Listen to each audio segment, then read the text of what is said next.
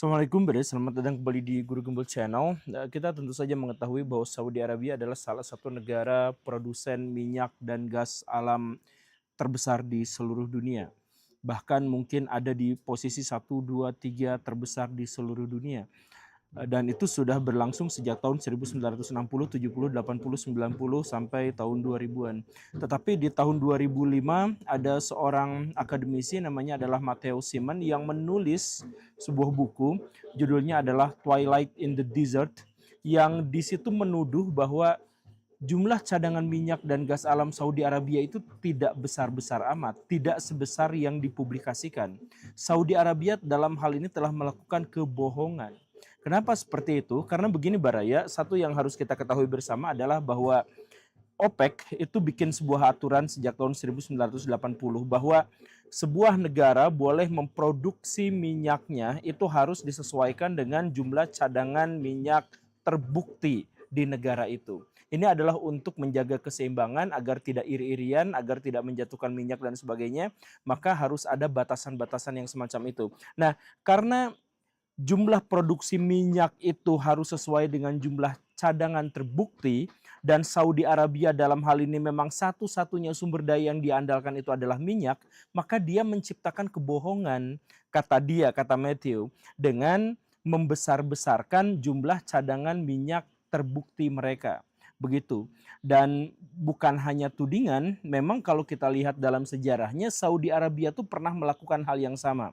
Di tahun 1988 ketika dia menunjukkan bahwa jumlah cadangan minyaknya itu jauh lebih besar daripada faktanya demikian. Begitu. Bukan hanya Saudi Arabia, ada 4 negara lain di Timur Tengah yang juga pernah terbukti melakukan kebohongan terkait dengan cadangan minyak yang mereka miliki. Di antaranya adalah Kuwait, Irak, Iran, Uni Emirat Arab, dan tentu saja adalah Arab Saudi.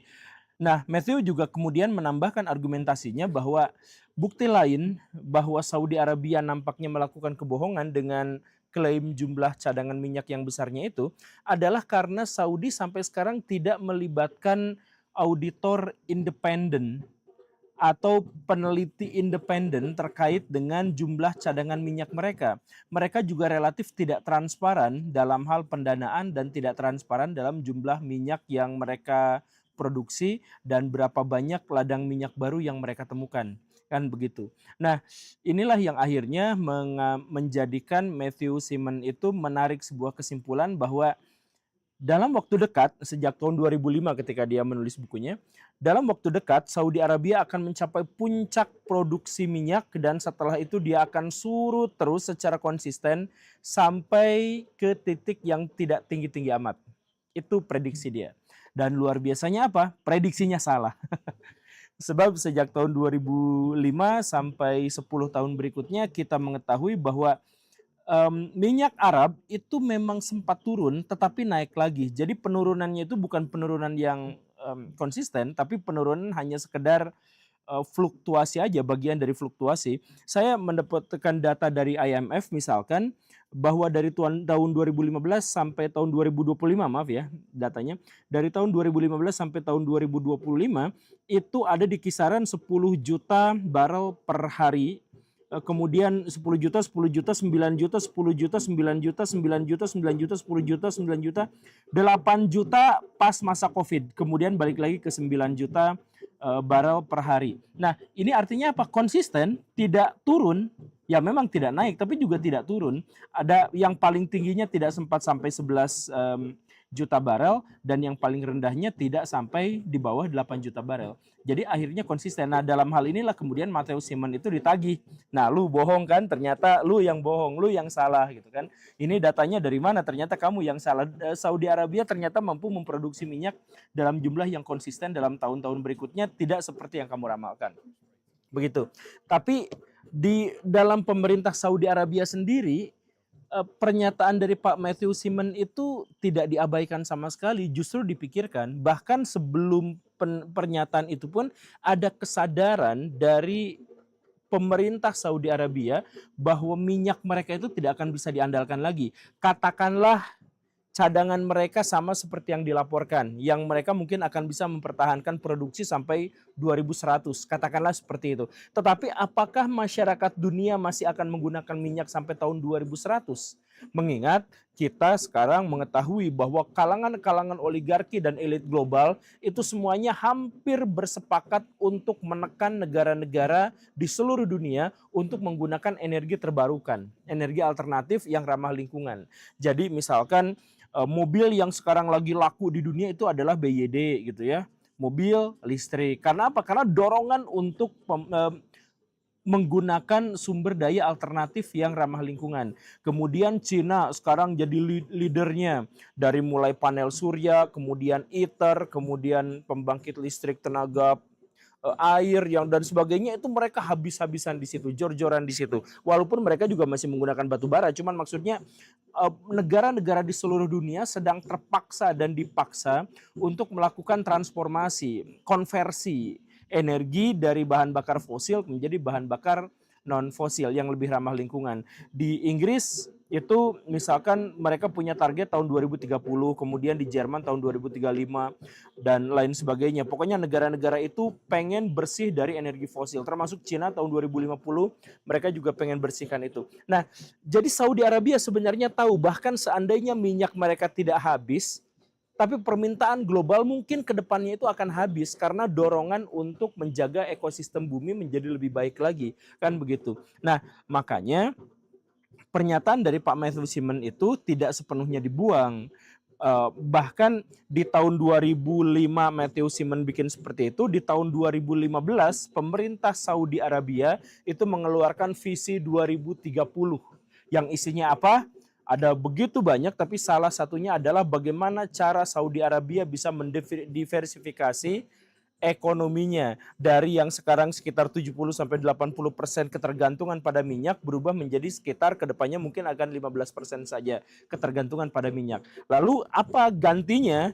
Mereka itu fokus sekarang kepada beberapa hal, diantaranya adalah pembangunan sumber daya manusia, kemudian inovasi, teknologi informasi, kemudian ekonomi, pendidikan, dan ketenaga kerjaan.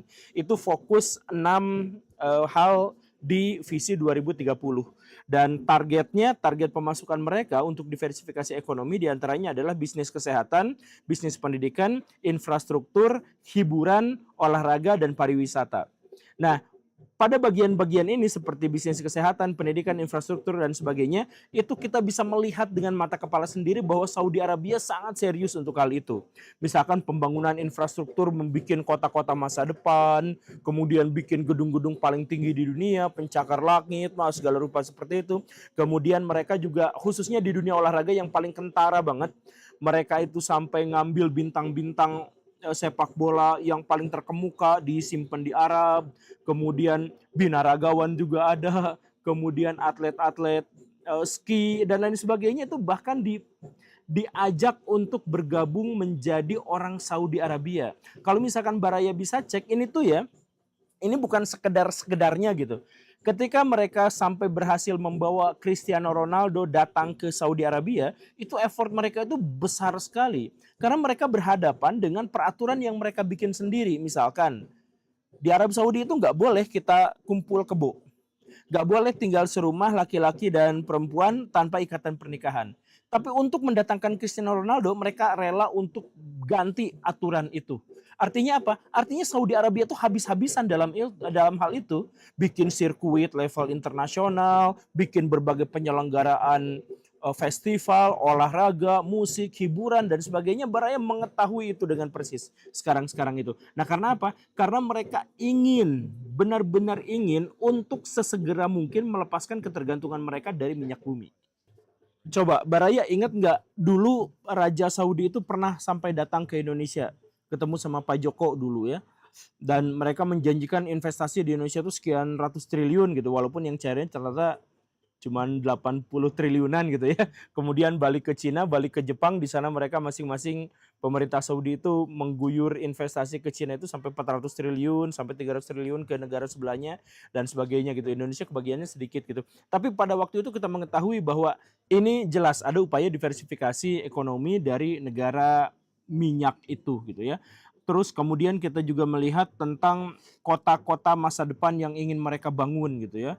Bikin Neom misalkan. Neom itu di dalamnya itu kan ada line gitu ya, ada the line, ada kota yang panjangnya 170 kilometer yang di situ nol karbon, sama sekali tidak menghasilkan karbon karena di situ tidak akan ada mobil bensin, kemudian menggunakan bahan-bahan yang terbarukan dan sebagainya. Dan kota-kota itu sayang sekali disertai tempat-tempat hiburan malam, dilengkapi dengan tempat-tempat kemaksiatan dan lain sebagainya. Kenapa? Tujuannya sekali lagi adalah menarik investasi sebesar-besarnya. Kalau misalkan mau narik investasi, ya berarti negara yang dimaksud itu harus terbuka terhadap berbagai perbedaan, perbedaan norma, perbedaan agama dan sebagainya harus terbuka.